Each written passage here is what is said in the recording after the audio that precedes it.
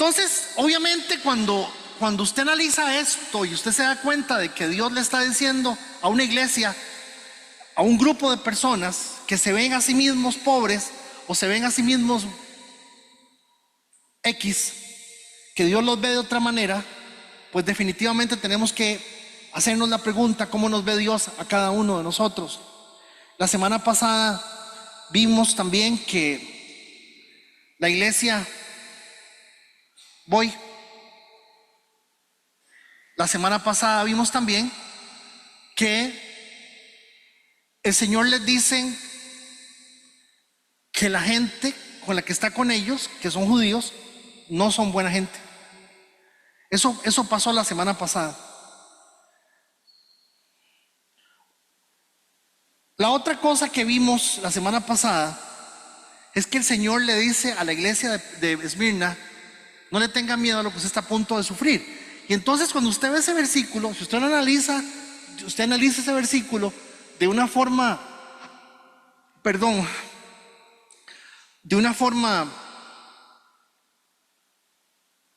yo diría que crítica, usted dice: pero ¿por qué Dios me dice a mí que no le tenga miedo a lo que estoy a punto de sufrir? ¿Sí? Que no le tenga miedo a lo que estoy a punto de sufrir. Más bien, Dios no debería decirme: ibas a pasar por esto, pero ya no lo vas a pasar. Yo no voy a permitir que sufras. ¿Me entienden? Esa es una idea que se tiene, es una forma de ver las cosas, pero la verdad es que lo que Dios le está diciendo a la iglesia de Esmirna es: vas a sufrir. Por alguna razón vas a enfrentarte al sufrimiento. Hay alguna situación importante por la cual vas a tener que sufrir.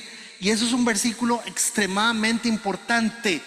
Este versículo es el versículo que se ignora en muchos lugares por querer de alguna manera sacarle a usted la plata, o por querer hacerle creer a usted en un Dios que, perdónenme con mucho respeto, no existe. La semana pasada vimos algunos aspectos importantes, como por ejemplo, todos necesitamos sufrir de alguna manera y vamos a sufrir. Todos necesitamos sufrir. La semana pasada vimos que hay dos tipos de sufrimiento según el texto bíblico. Esto está totalmente en el material de la semana pasada. Hay dos tipos de sufrimiento.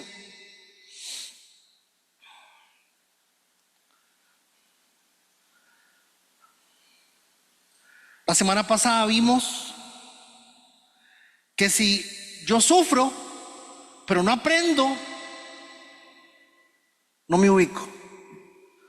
Si yo sufro y no aprendo, no me ubico. En cambio, si sufro, paso por el proceso y aprendo, me voy a ubicar. La semana pasada vimos también que todo sufrimiento conlleva una responsabilidad. Y por último,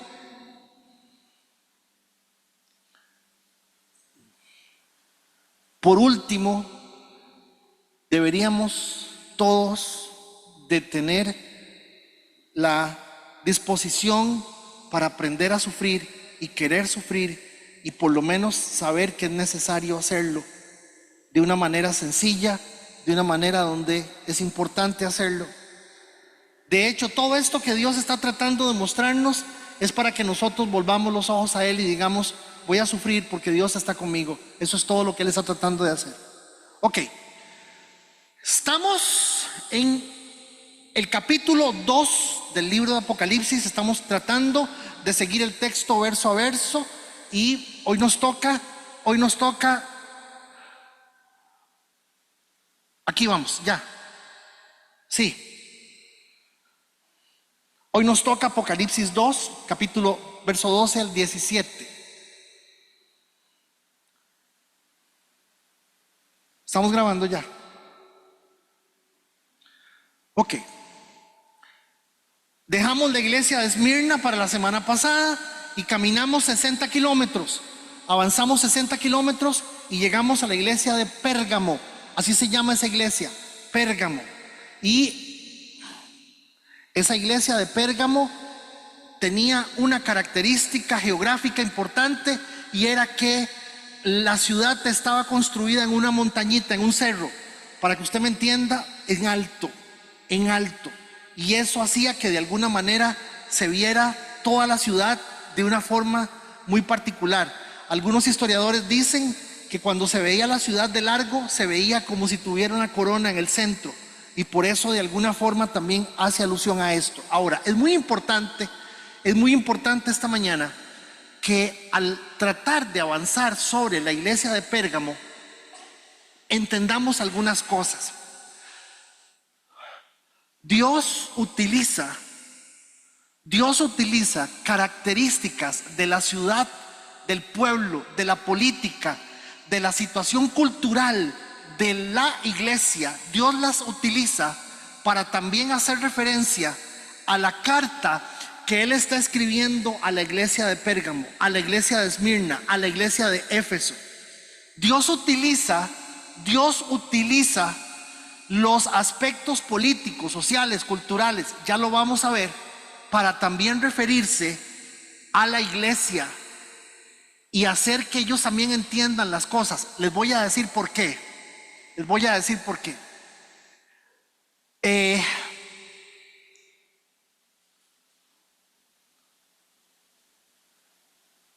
Ustedes saben que en Sarapiquí hay un pueblo que se llama la Virgen de Sarapiquí. Bueno, el pueblo no se llama La Virgen, creo que se llama Buenas Nuevas, así se llama el pueblo, se llamó toda la vida Buenas Nuevas, o bueno, no me acuerdo el nombre del pueblo. Pero sucede que apareció una virgen. Dicen que apareció una virgen, y si usted se acuerda, cuando empezaron las apariciones de la Virgen, empezó la gente a viajar, y a viajar, y a viajar, al punto tal que fue tanta gente, hasta el día de hoy va gente, que el lugar se llama la Virgen de Sarapiquí. ¿Hace cuánto se llama la Virgen de Sarapiquí? No tiene 20 años, para que usted me entienda, por ahí anda, 20 años, 25 años. Pero no se llama así, el pueblo no se llamaba así, o el lugar no se llamaba así. De hecho, el lugar es un lugar pequeñito, un lugar insignificante, que se desarrolló producto del auge que había por la gente visitando el tema de la Virgen. Si Dios tuviera que escribirle una carta a Sarapiquí, hablaría tomando en cuenta lo que está pasando en la ciudad. ¿Me estoy dando a entender? De esto les estoy hablando. Entonces, cuando entramos al texto, versículo 12 del capítulo 2, le dice así: escribe al ángel de la iglesia en Pérgamo. Dijimos el ángel que era, dijimos el pastor, el encargado. Este pastor de la iglesia en Pérgamo se llama Policarpo. Este hombre de la iglesia en Pérgamo se llama Policarpo. ¿Cómo sé yo eso? Porque la tradición y la historia confirman que él era el pastor para el año 92, más o menos, cuando la carta ya estaba escrita. Escribe al ángel de la iglesia de Pérgamo: esto dice el que tiene la aguda espada de dos filos. Sé dónde vives, allí donde Satanás tiene su trono. Sin embargo, sigues fiel a mi nombre. No renegaste de tu fe en mí, ni siquiera en los días en que Antipas, mi testigo fiel, sufrió la muerte en esa ciudad donde vive Satanás. Noten que 2 veces hace referencia a la presencia de Satanás en el pueblo. No obstante, tengo unas cuantas cosas contra ti. El ejemplo que puse de Alan Esteban. Le dije a Alan Esteban: la casa quedó muy linda, el edificio quedó muy linda, pero la canoa y esto no me gusta, o no quedó bien, o pudo haber quedado mejor. En fin, tengo unas cuantas cosas en tu contra, que toleras ahí a los que se aferran a la doctrina de Balaam, el que enseñó a Balac a poner tropiezo a los israelitas, incitándolos a comer alimentos sacrificados a los dioses y a cometer inmoralidades sexuales. Toleras asimismo a los que sostienen la doctrina de los nicolaitas. Verso 16: por lo tanto,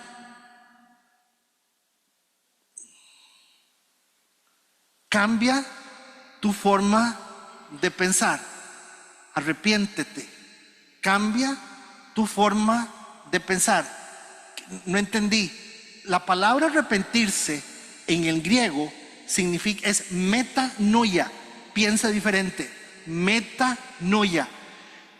En el contexto tico, arrepentirse es pesar, tengo pesar.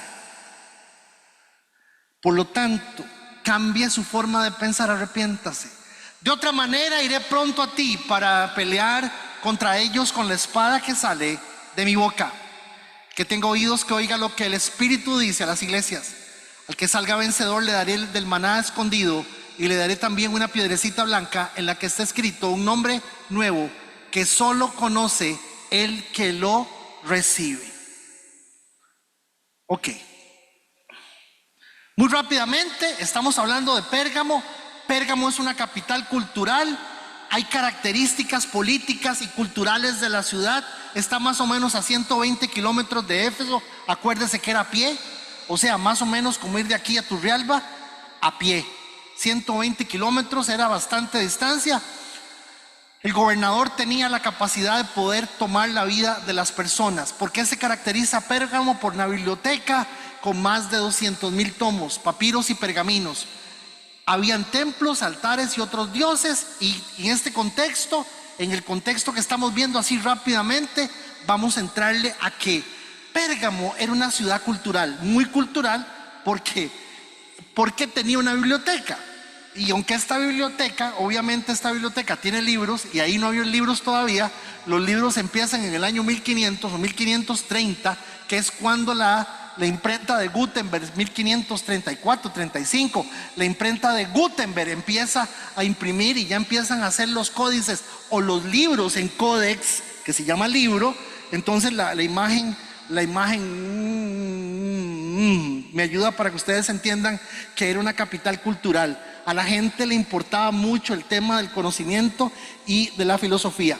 Pero ¿qué pasó con Pérgamo? ¿Por qué dejó de ser una capital cultural? Bueno, pues porque sucedió que Alejandro Magno, enamorado de Cleopatra, se le ocurrió darle un regalillo. Y el regalillo que le dio es que cuando él conquista la ciudad, toma la biblioteca y le regala todos los pergaminos a la novia.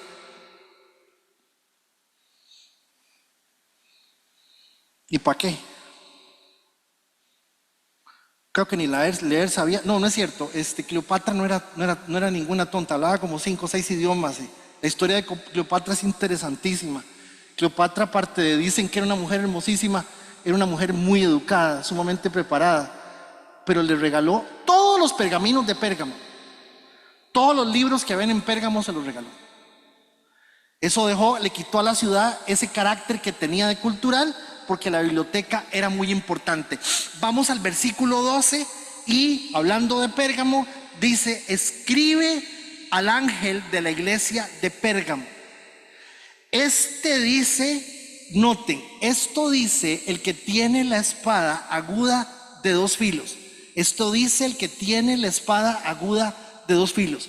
Entonces, de una vez, la imagen que tenemos que ver nosotros aquí es que el Señor está diciendo: hey, el que tiene la espada soy yo. ¿Por qué? ¿Por qué empieza a decir el que tiene la espada soy yo?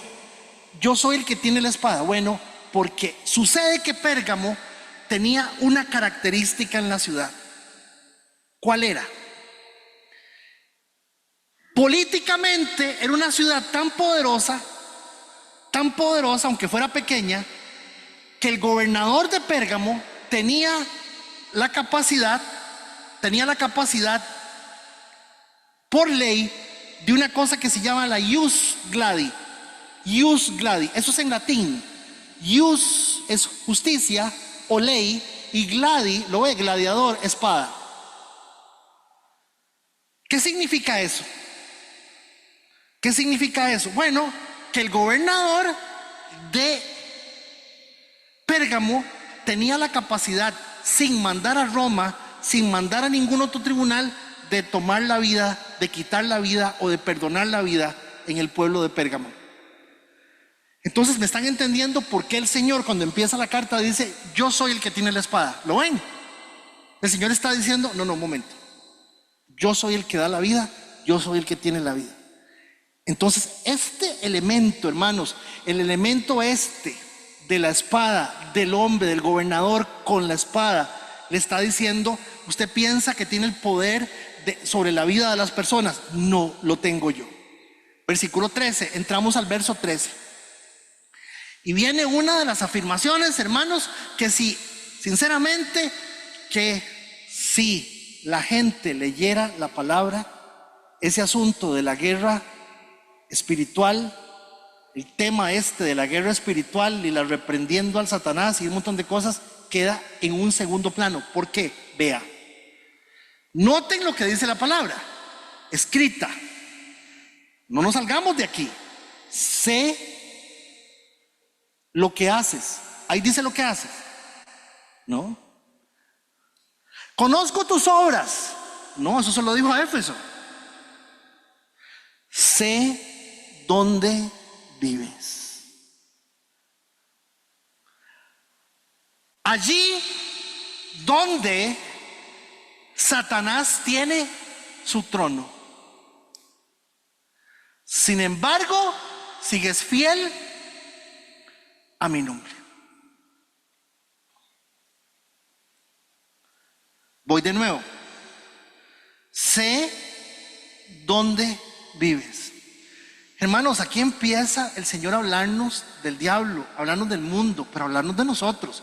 O sea, ¿cómo es posible que una mujer dé a luz y agarre al chiquito y lo queme, lo incinere y lo tire lo meta en una bolsa plástica y lo deje tirado en la calle? Perdóneme, eso no es el diablo, hermanos. Es la maldad del ser humano. Escúcheme lo que le voy a decir. El diablo no necesita llevarse a los que solo le llegan. ¿Me doy a entender?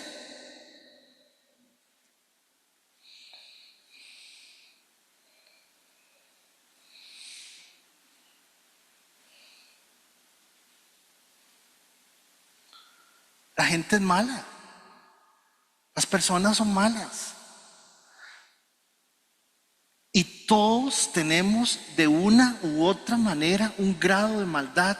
Hay en nosotros, en todos, un grado de maldad que de alguna manera y por gracia del Espíritu Santo de Dios no se manifiesta y tal vez no se manifieste en todo el tiempo en que podamos vivir. Miren, pero yo he visto a la gente, yo soy mantequilla, hermano, yo lo que tengo son 57 años. Yo soy mantequilla. Yo he visto gente que es entregadísima al Señor, gente muy dulce, muy tierna, gente devota. Nunca se me olvida, nunca se me olvida que en una conversación que tuve hace muchos años, yo dije estas palabras: pero es una persona muy íntegra. Así dije yo contesté: pero es una persona muy íntegra. Y la persona con la que estaba hablando me dice: sí, pero si hubiese sido íntegra, no te hace a vos esto y esto. Y me abrió los ojos. Vean, hermanos, aquí empieza el Señor a hablarnos y a decirnos que la iglesia de Pérgamo está metida exactamente en el ojo del huracán. A ver, si Dios está diciendo que la iglesia está inclusive en el trono del diablo, sin embargo, vean el sin embargo, sigues fiel a mi nombre. Pregunta, iglesia, ¿qué nos están diciendo? Número 1, el diablo llega hasta donde usted lo deje. Aquí me dicen amén, por favor. Número 2, el diablo no tiene ninguna autoridad sobre su vida.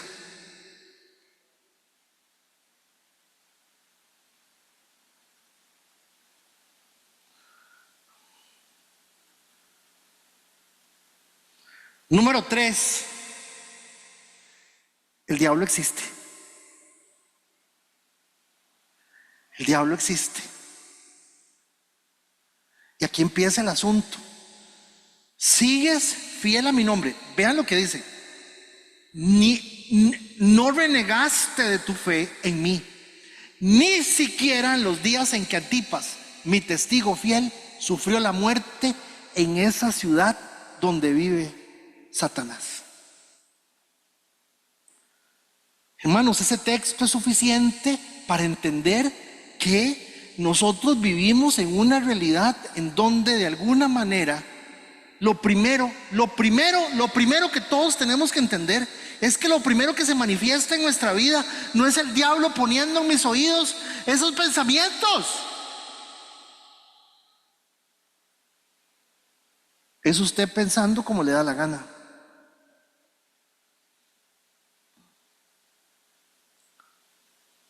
Ahora, para efectos de nuestro trabajo como congregación y siguiendo el orden del libro de Apocalipsis, aquí hay algo muy importante. ¿A qué se refiere la Biblia con el trono de Satanás? Eso es lo que tenemos que saber para también tener claro de qué está hablando. Lo primero que tenemos que entender es esto. Cuando la Biblia se refiere al trono de Satanás, sucede que en la ciudad de Pérgamo era la única ciudad donde había el rey, el dios del frío, el dios del calor, el dios del humo, el dios del fuego, el dios del amor, el dios del vino, el dios del guaro. Pero el dios de dioses es Zeus. En Pérgamo estaba el altar a Zeus. Entonces, cuando estamos hablando de el trono de Satanás, es muy probable que esté haciendo referencia al trono, al templo de Zeus. Aquí está el templo de Zeus, lo tomaron de Pérgamo, lo desarmaron y se lo llevaron para el museo en Alemania. ¿Cómo hicieron eso y cuándo hicieron eso? No sé.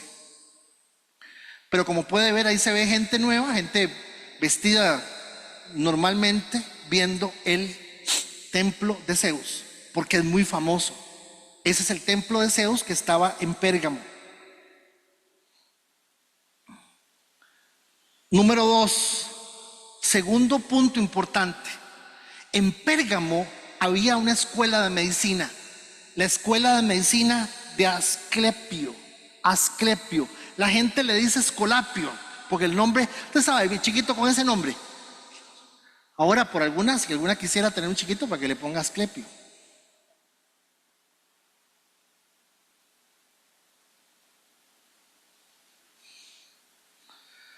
Había una escuela de medicina famosísima. ¿Quién nace en la ciudad de Pérgamo? Galeno.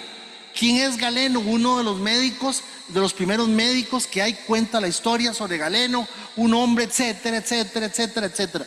Pero había un templo al dios Asclepio. ¿Quién era Asclepio? Un hombre que lo muerde una serpiente. Dice la leyenda que lo muerde una serpiente y entonces él toma la serpiente y la mata. Y en eso otra serpiente se acerca a la serpiente muerta y él ve cómo la serpiente muerta empieza a darle una semilla a la serpiente muerta, la serpiente viva, a la serpiente muerta una semilla y la serpiente muerta resucita. Entonces la gente que tenía alguna enfermedad o alguna dolencia iban al templo de Asclepio y se acostaban en el suelo esperando que los miles de serpientes que habían en el templo se les subieran encima y le caminaran por el cuerpo para que fueran sanos. Yo no sé si morían de un infarto o lo que fuera, pero la gente tenía ese pensamiento de que así era como, y desde ahí, cada vez que usted ve el símbolo del colegio de cirujanos, colegio de médicos y cirujanos de Costa Rica, se va a dar cuenta de que está ese símbolo que está ahí en la pantalla, que es un báculo con una serpiente enrollada, haciendo alusión al dios Asclepio y haciendo alusión a Galeno, pero sobre todo haciendo alusión a que seguramente cuando la palabra de Dios habla del templo de Satanás, también podría ser haciendo referencia a esto, al templo de Asclepio. Tercera posibilidad. Habían tantos templos, habían tantísimos templos de tanto bicho raro en Pérgamo, de tanto dios extraño, que al ponerlos en la montaña, cuando usted veía para el cerrito, lo que veía el montón de templos de los diferentes dioses. Entonces, lógicamente, por la idolatría, el Señor está diciendo que ese es el trono de Satanás. Esta es la tercera razón por la cual se cree que Pérgamo se veía como un trono, hermanos. Y por eso dice la palabra también que podría ser el trono de Satanás. Cuarta posibilidad. Número 4. ¿Por qué les doy las 4? ¿Por qué les doy las 4? Ya les voy a explicar por qué. El emperador de turno era Domiciano. Y Domiciano estaba como loco con él. Él se declaró a sí mismo Dios. Y en Pérgamo, ¿cómo es que decían? Yo tenía un suegro que cada vez que yo le decía, estábamos en el colegio, yo le decía, vamos a ir a comernos un helado. Entonces le daba 5 pesos a la chiquilla, le daba 10 pesos. Y le decía, nunca vaya con un hombre de chupamedias. Yo sé que ustedes no entienden el concepto de chupamedias, pero de que no vaya sin plata. Era un chiste, digo yo, para que, por aquello de que era un chiste.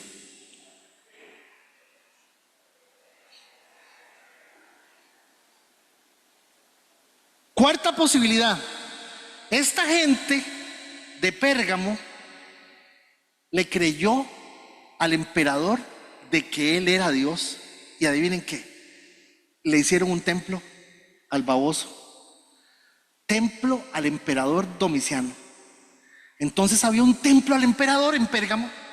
Entonces, hermanos, cuando usted estudia la iglesia de Pérgamo, hay 4 razones, y casi que las 4 hablan de idolatría,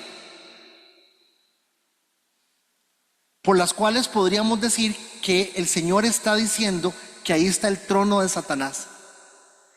Y esta es la cuarta razón, por el templo del emperador, que lo pusieron ahí, y la gente iba a adorar al emperador que estaba en Roma o que estaba en otro lado, simplemente porque era un Dios. Esto es bien extraño, pero esta gente era así de loca. Ahora, ¿qué es lo importante? Lo importante es que el Señor les dice, a pesar de este montón de idolatría, a pesar de lo religioso que es el pueblo, a pesar del montón de tonteras que hay, el montón de dioses, el montón de cosas que creen, vos has permanecido fiel a mi nombre y no renegaste de mí, ni siquiera en los días en que Antipas, mi testigo fiel, sufrió la muerte en esa ciudad donde vive Satanás. Lo quemaron vivo en una olla de aceite. Ese es don Antipas. Muy feo, muy feo.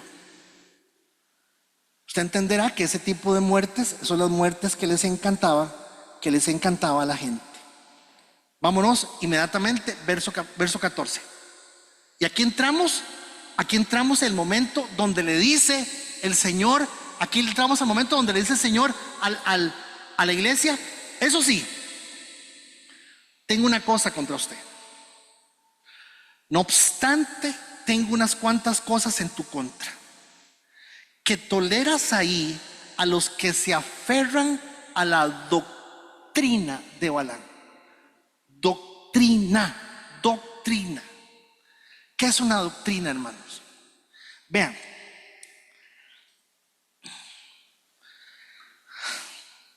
Una doctrina es una enseñanza que puede haber en una congregación donde esa enseñanza es tomada al mismo nivel que la palabra de Dios. Lo bueno y lo malo, que si viene de la palabra de Dios, si viene directamente de la Biblia y es una doctrina de la palabra de Dios, por ejemplo, doctrina de la iglesia, nosotros creemos en un solo Dios que se manifiesta en 3 personas, ¿sí o no? La Santísima Trinidad. ¿Cuál es la doctrina que seguimos? La doctrina, somos trinitarios. ¿Sí me doy a entender? 2, doctrina. Nosotros creemos que la fe, que la salvación es por gracia. Nosotros creemos que la salvación es por gracia, no por obras. Por lo tanto, la salvación no se puede perder, es imposible perder la salvación. Pero si una persona después de que es salva, se tira a la calle y hace loco, y nunca fue salva. ¿Cuál es la doctrina que nosotros creemos? Nosotros creemos que la salvación, si la salvación es salvación, no se pierde. Si la salvación es condición, sí se pierde. Porque entonces el Señor tendría que estar diciéndole a Beatriz, Beatriz,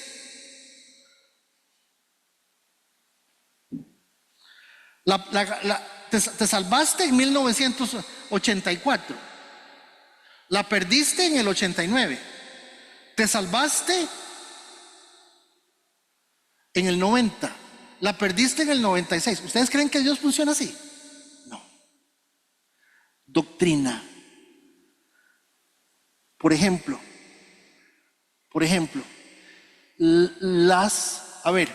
las congregaciones evangélicas le enseñan a las personas que si no diezman le están robando a Dios. Demuestre eso con la Biblia. ¿No se puede? Dije congregaciones, no dije iglesia. Es una doctrina. ¿Es malo diezmar? No. Pero usted diezma por agradecimiento, nada más, no porque la Biblia lo obligue. ¿Todo el mundo tiene que hacerlo? No. Pero es un principio de Dios. Es un principio. ¿Cómo es un principio? Sí, el principio del diezmo está antes de la ley.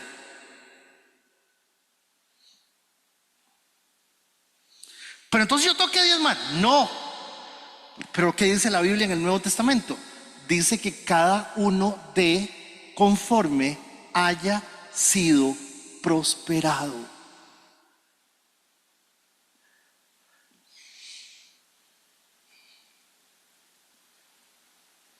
¿Qué dice el Nuevo Testamento? Que cada uno dé de forma libre, voluntaria, personal. Punto. El problema con Pablo y el problema con Federico y el problema con Esteban y el problema con Silvia es que por causa de nuestro corazón luchamos con estas cosas. Pero lo que está diciendo la palabra, eso es una doctrina, pero la doctrina es lo que dice la Biblia, no lo que yo le quiero imponer a la gente. Entonces vamos con la doctrina. El que enseñó a Balac a poner tropiezos a los israelitas, incitándoles a comer alimentos sacrificados a los ídolos y a cometer inmoralidades sexuales. Verso 15. Toleras asimismo a los que sostienen la doctrina de los nicolaitas. La doctrina nicolaita y la doctrina de Balaam se habían convertido en una enseñanza ya adentro de la iglesia. Entonces, en la iglesia de Pérgamo había gente que estaba enseñando esto de una u otra manera. Avanzo para no atrasarlos y aquí empieza. No voy a leer la historia de Balaam porque son 4 capítulos, se las voy a contar. Resulta y sucede que Balaam era un profeta, pero que también era mago, pero que también era hechicero, pero que también era medio Harry Potter, pero que ¿usted me entiende? No se sabe, hermanos, qué era Balaam. Se cree que Balaam, dicen que es un profeta, dicen que es un hechicero, dicen que es un mago, pero al hombre le gustaba servir a Dios por platica. ¿Sí? Ahora,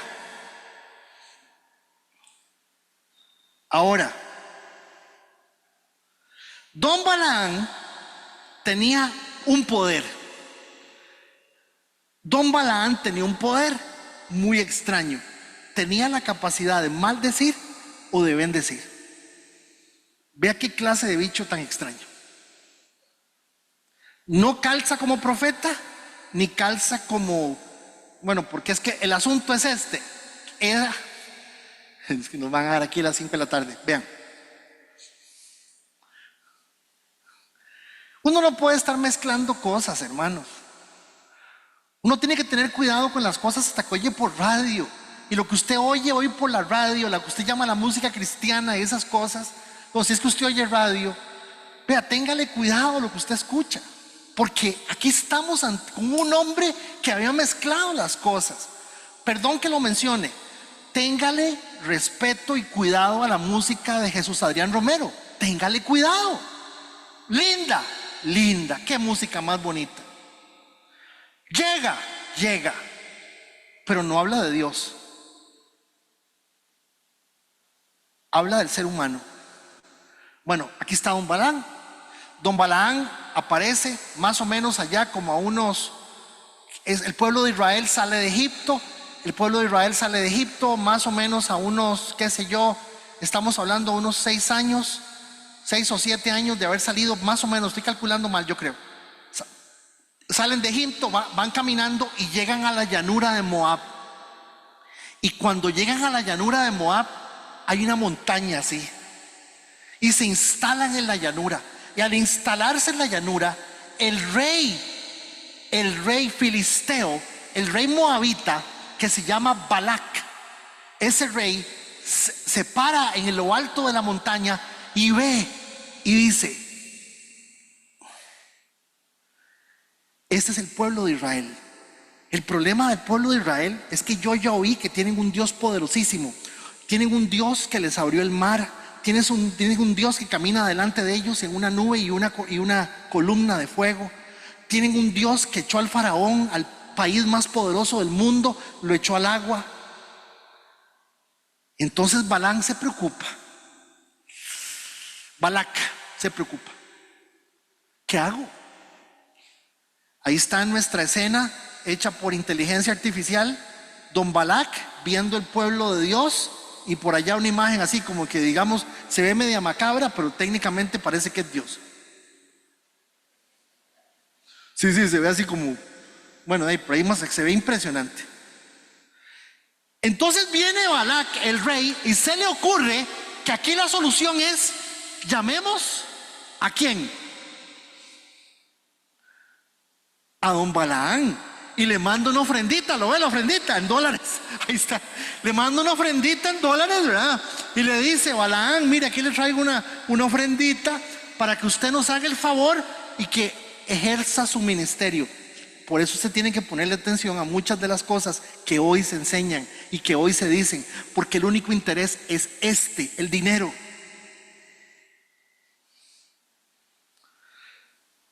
Entonces llega y el rey Balac, no se confunda, el rey se llama Balac con C y el profeta se llama Balaam con N.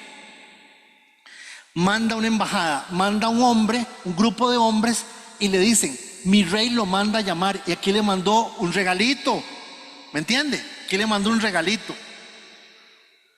Entonces él le dice: no, yo no voy a ir. Manda por segunda vez otro grupo de gente con otro regalito. No, dígale que no. Dice: a lo mejor me mandan, uno no sabe, me manda el carrito del año, me mandan. Y noten, hermanos, que el hombre finalmente va donde el rey, y el rey le dice, ahí estaba el rey Balac diciéndole al profeta: hágame el gran favor y maldiga al pueblo de Israel, y le doy una ofrendita. Y entonces viene don Balaam y le dice: no, yo no puedo hacer eso. Dice: hágame el favor, y lo maldice. Entonces Balaam se va a preguntarle a Dios que qué tiene que hacer, y Dios le dice: usted no puede maldecir a mi pueblo, jamás. El hombre habla con Dios y Dios le contesta. Por eso es que no se sabe si es un profeta, es un hechicero o es qué. Finalmente había tanto dinero de por medio que Balaam decide ir donde estaba el rey para ver qué se puede hacer. Y aquí está la escena donde la mula de Balaam, al ir caminando, se para al ver al ángel del Señor, porque la mula, el animal, vio al ángel, pero el humano no la vio. Y entonces le mete un par de garrotazos y la mula le dice: pero ¿por qué me estás pegando? Si te he servido fielmente toda la vida. O sea, lo que es que le diga a uno el animal eso. Y eso es lo que le dice. Lo que le dice la mula es: pero ¿por qué me estás pegando? ¿Qué te he hecho? Si yo he sido fiel a vos toda la vida. Y es porque la mula está viendo al ángel, y lo que la mula dijo al ver al ángel del Señor, la mula se tira al suelo inmediatamente.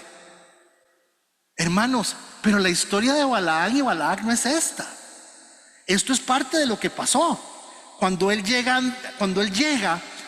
a donde está el pueblo, él trata de maldecir al pueblo, pero lo que le salen son un montón de flores, y bendice al pueblo y los bendice y les dice un montón de cosas lindas. Entonces el rey Balac se enoja y le dice: pero ¿por qué los bendijo? ¿Por qué bendijo al pueblo? Dice: porque no lo puedo maldecir. Entonces viene Balac, el rey, dice: ¿qué hacemos? Yo le iba a dar a usted un montón de cosas, le iba a nombrar apóstol.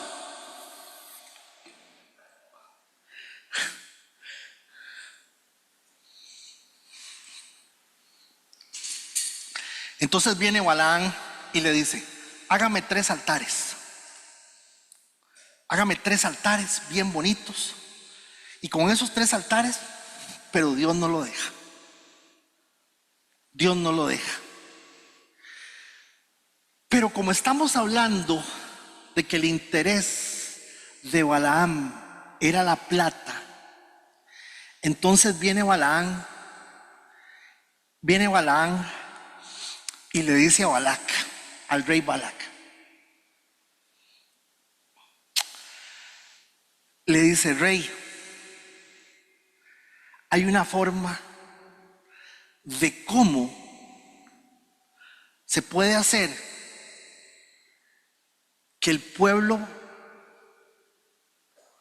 sea maldecido. ¿Cómo? Si usted me dice a mí, yo le digo, por eso tiene un precio. Esta ofrendita ya es grande. Tráigase las chiquillas más guapas que tenga. Tráigase las mujeres más guapas que tenga de Moab y presénteselas a los israelitas. Lléveles comida y entonces el pueblo de Israel, los hombres del pueblo de Israel se juntaron con las mujeres moabitas y empezaron a comer la comida de las moabitas, y se mezclaron tanto que empezaron a adorar a los dioses de Moab. Porque lo que Dios le había dicho, escúcheme, lo que Dios le había dicho a Balaam,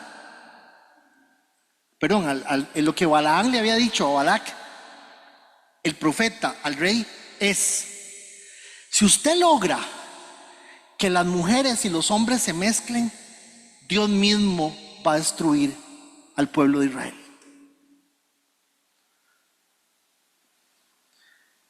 ¿Y qué creen que pasó?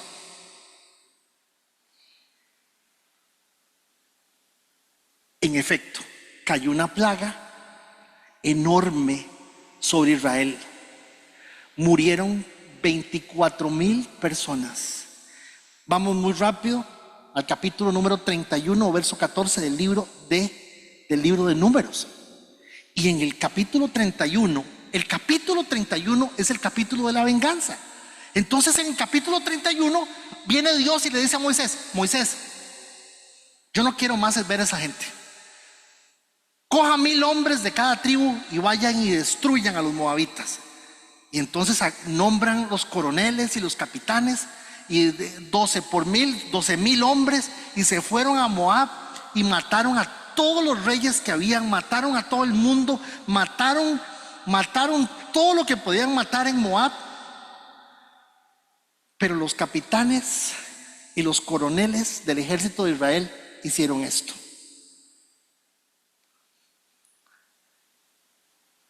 ¿Qué hicieron? Se trajeron las mujeres. Y Moisés, dice el capítulo 14, versículo 14, 15, pero Moisés se enfureció con los generales y los capitanes que volvieron de la batalla. ¿Para qué dejaron vivas a las viejas? ¿En serio? Moisés se enoja: ¿para qué dejaron vivas a las mujeres? Le reclamó Moisés.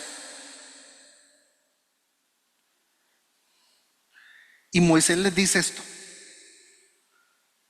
precisamente son ellas las que, siguiendo el consejo de Balaam, incitaron al pueblo de Israel a rebelarse contra el Señor en el monte Peor.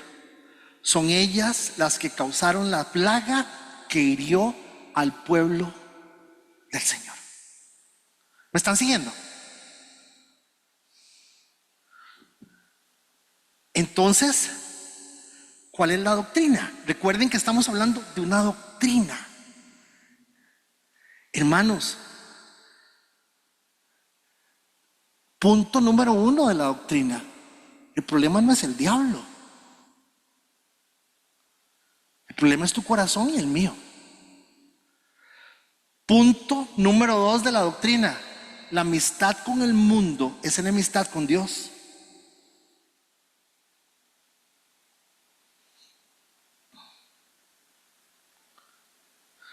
Punto número 3 de la doctrina: el único que le ha prometido a alguien fama, poder y gloria en esta tierra es Satanás a Cristo.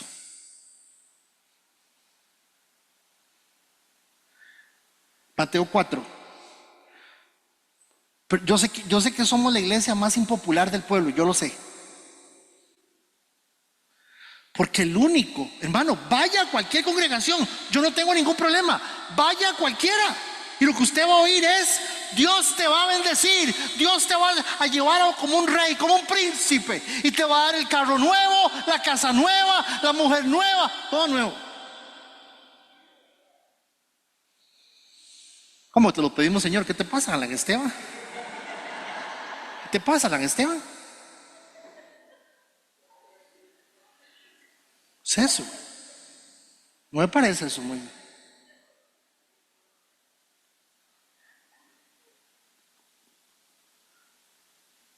¿Qué pasó? Que la iglesia de Pérgamo tenía a alguien diciéndoles: este es un hijo del rey, Pablo, es un hijo del rey, la casa tuya tiene que tener piscina.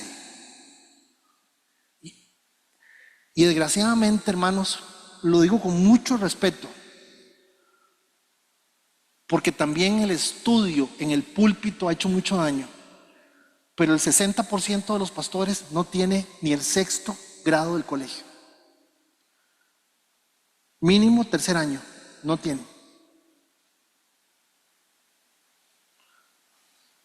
Aquí hay un pastor en este país que es súper famoso, que lavaba taxis en la Castellana, y ahora tiene una iglesia de más de 6,000 personas, y lo que hace todos los días es decirle a la gente: no sufra, pare de sufrir, Dios te va a bendecir, Dios te tiene como un príncipe, como un rey, y lo que enseñan es pura prosperidad. Perdón, hermanos, a mí también me gusta la plata. Yo no estoy aquí parado diciéndoles: uy, qué asco, plata, qué asco, uy, no, uy, cochinada, uy, cochinada. No es cierto. A mí también me gusta la plata. Pero yo no veo por qué razón ustedes, en la iglesia, deba de cumplir los deseos del vagabundo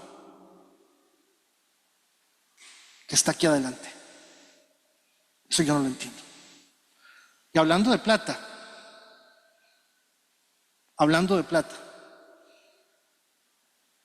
yo quisiera decirles a todos que Dios nos quiere sanos permanentemente. No es cierto. La enfermedad muchas veces es la forma en que Dios usa para poder trabajar nuestro propio corazón de 1000 formas. Yo quisiera decirles a ustedes que van a tener éxito financiero, pero les voy a decir lo que siempre les he dicho: algunos de ustedes ya amasaron en su vida toda la plata que iban a amasar, aunque jueguen el gordo reventado.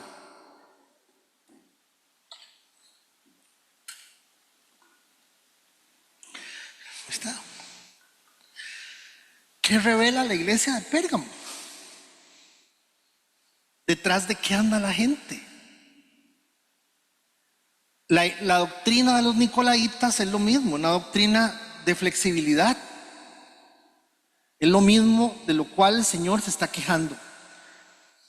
No he terminado, hermanos. No he terminado porque esto tiene un cierre. ¿Qué significa? Toda enseñanza que promueve una falsa flexibilidad o relaciones en yugo desigual son de altísimo riesgo. ¿Qué es una relación en yugo desigual? Cuando no creemos lo mismo.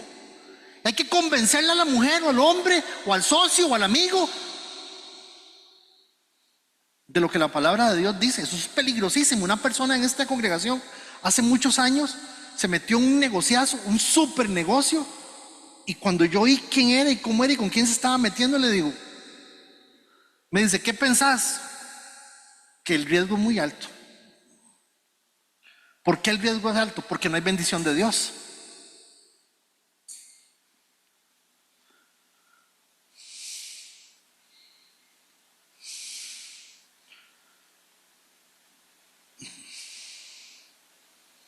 Perdón, y yo no estoy hablando yugo desigual. Es que ella es católica y él es evangélico. Y entonces perdónenme, yugo desigual es cuando alguno de los dos no quiere creer en lo de Dios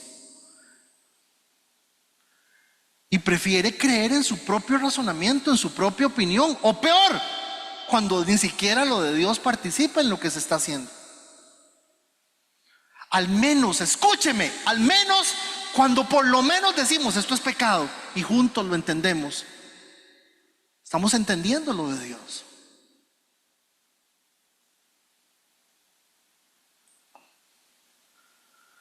La iglesia de Pérgamo recibe una amonestación muy fuerte con respecto a la doctrina. La doctrina que ustedes tienen no me gusta. Ese cuentito de la sanidad interior, eso no me gusta. Eso no es verdad. Usted no va a ser sano por perdonar a nadie, eso no es cierto. A usted lo van a seguir hiriendo toda su vida. Y la gente más cercana a usted es la gente que más dolor le va a causar.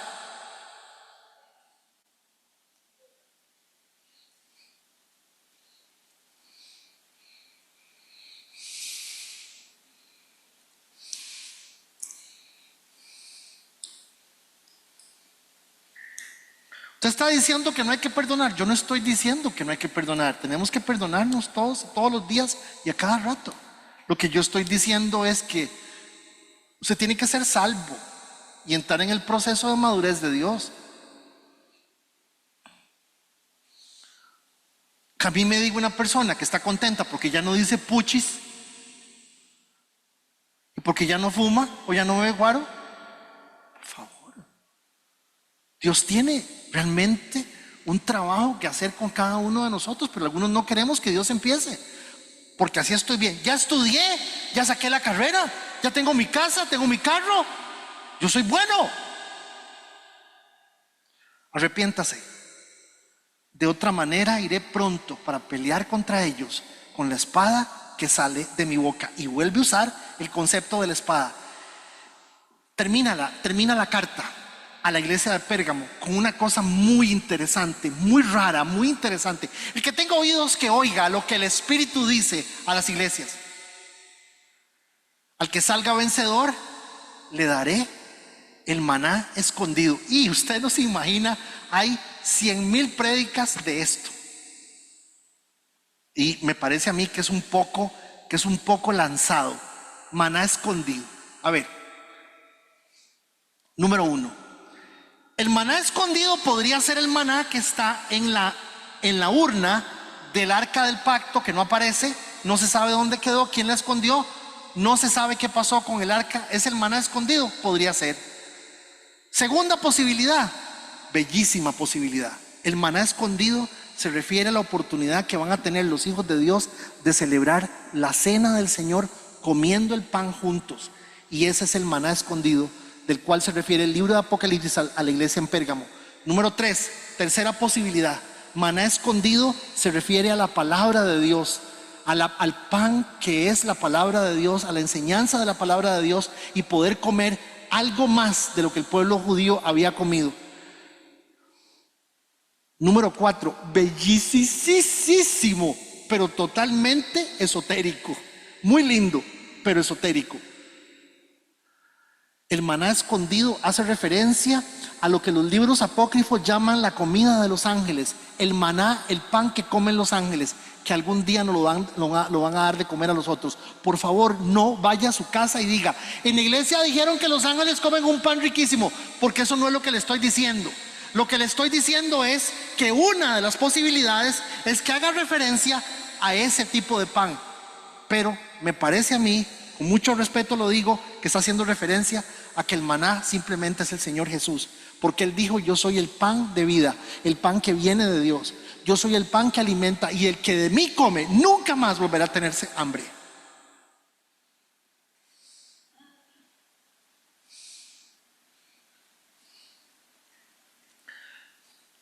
La segunda parte, el final del verso 17 dice: le daré también una piedrecita blanca en la que está escrito un nombre nuevo, que solo Él que lo conoce, el que lo recibe. ¿Qué es eso? Y también, hermanos, hay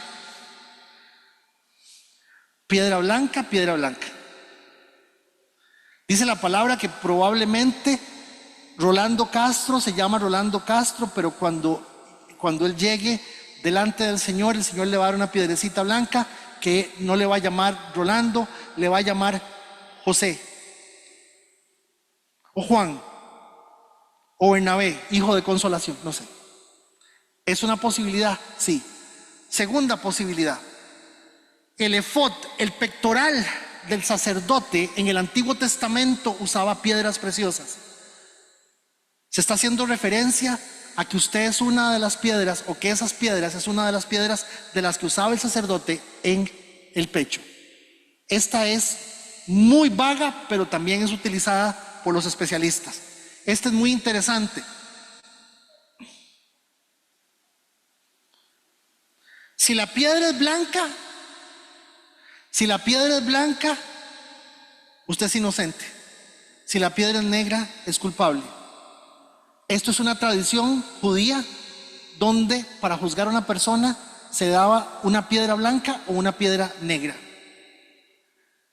Siguiente posibilidad: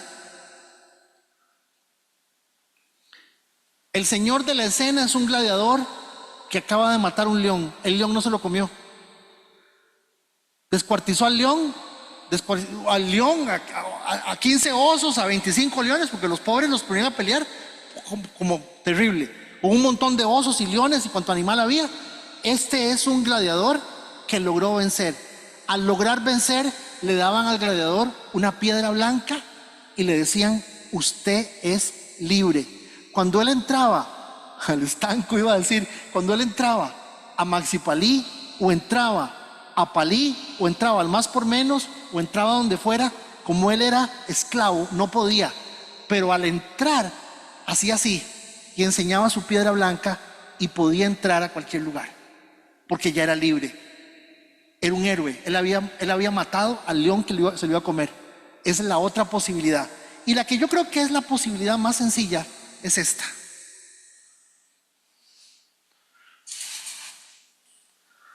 Perdón, se me olvida este. Una tradición de los romanos era un horóscopo, en donde se le daba a cada uno una piedra con un nombre de un dios. Entonces, por ejemplo, a Gladys le tocaba el dios del agro. A Sonia Murillo le tocaba el dios de la lluvia. Entonces Sonia decía: este va a ser un año de buena cosecha. Igual decía Gladys.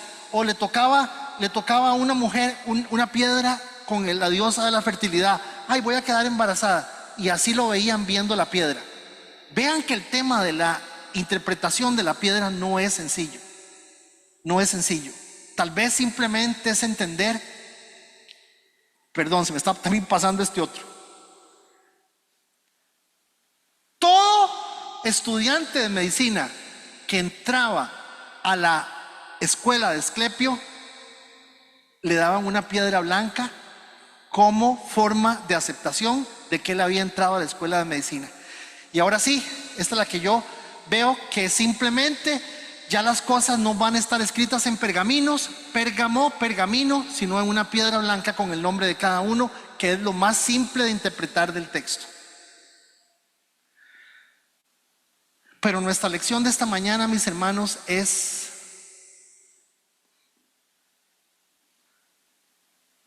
usted y yo tenemos que reconocer nuestro propio corazón.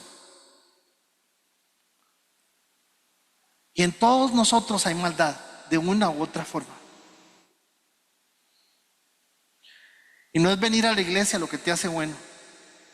Lo que te hace santo, no dije bueno, dije santo, es la presencia de Dios en tu vida.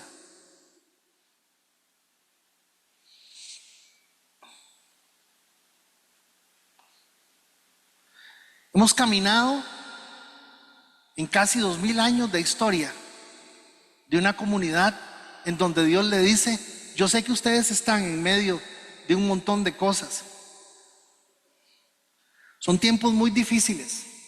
El trono de Satanás dejó de estar en Pérgamo hace mucho tiempo, y el trono de Satanás se trasladó muchas veces al televisor de nuestra casa. El trono de Satanás se ha trasladado aquí.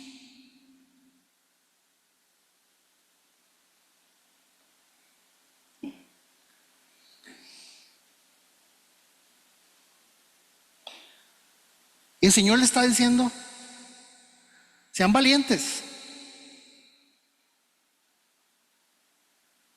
porque ustedes, estando donde están, tienen que ser fiel a mi nombre. Pero acuérdense, somos malos y a veces hacemos cosas buenas. Por eso, como empecé leyendo en el Salmo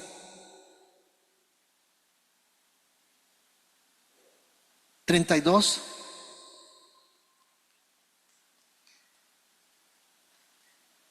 qué alegría para aquellos a quienes se les perdona la desobediencia, a quienes se les cubre su pecado. Sí, qué alegría para aquellos a quienes el Señor les borró la culpa de su cuenta, los que llevan una vida de total transparencia. Claro, entonces uno lee el versículo 1 y el versículo 2 y dice: qué bonito ese salmo. Pero aquí viene la responsabilidad. La responsabilidad empieza en el versículo 3. Mientras me negué a confesar mi pecado, mi cuerpo se consumió y gemía todo el día. Día y noche tu mano de disciplina pesaba sobre mí. Mi fuerza se evaporó como agua al calor del verano. Verso 5. Lo que todos tenemos que hacer. Finalmente te confesé todos mis pecados y ya no intenté ocultar mi culpa. Me dije: le confesaré mis rebeliones al Señor, y tú me perdonaste. Toda mi culpa desapareció. Conmigo, por favor.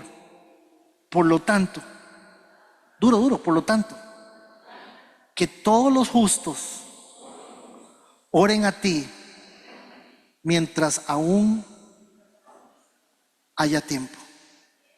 Wow.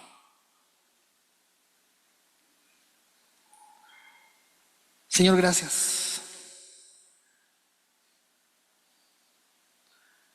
por la oportunidad de reflexionar sobre nuestro propio corazón, porque la iglesia de Pérgamo nos enseña a entender nuestra posición en medio de todo lo que está sucediendo. Gracias.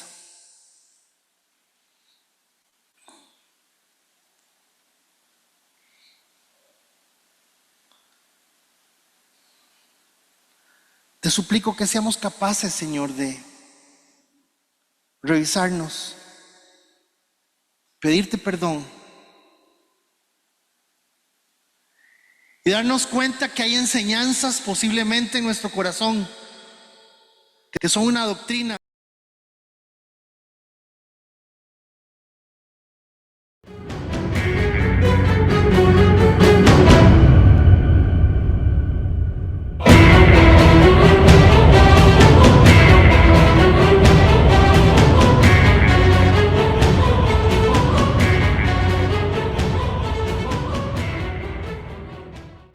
y las vemos